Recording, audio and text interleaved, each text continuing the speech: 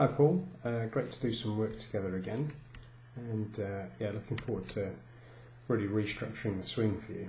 So let's just have a look at a couple of the key points from your timing based swing, if you like, and as you kind of alluded to the fact that you tend to find where you'd like a swing that you don't need to play so regularly to strike the ball well.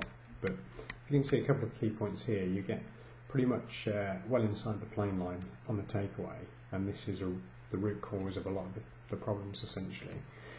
From this position, you have to keep rotating to have any chance of keeping the club under the plane line. But as you get to about here, this is where the rotation stops. And of course the arms then swing back across the line, and you end up pointing well to the right of the target up at the top, which then leads to a bit of a chain reaction where you're having to drop the club back onto the line, but of course momentum carries it underneath it, and you end up in this position where the body is extremely passive and static through impact. So let's just have a little look at the swing from the end of the session, so much more in front of the plane line on the takeaway. This is going to be crucial.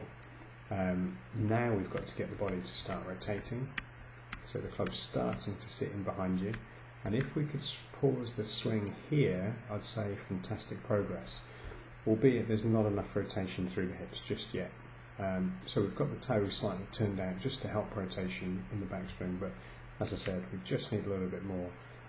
There's a case that the swing continues to get a little bit long and slightly across the line, not as bad as it was before, but as you can see it's still, well, dropping now excessively underneath the line, and we essentially need that start of the downswing to be from this position with the club already sat underneath the plane line, so all you have to do is turn as you start the downswing. But from this position, obviously there's still some steepness to the start, so you can't quite rotate as we'd like you to.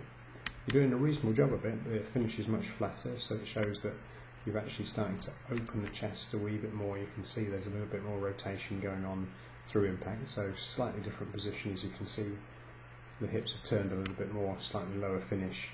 And the one thing I would say is, as we start to achieve a slightly flatter top of the backswing position, we'll need to most likely weaken the grip, because otherwise the club face will get a bit too close and a bit too strong, and you'll see the ball flight coming in too low with too much draw. So if this is something you have seen in practice, go straight away to a weaker grip.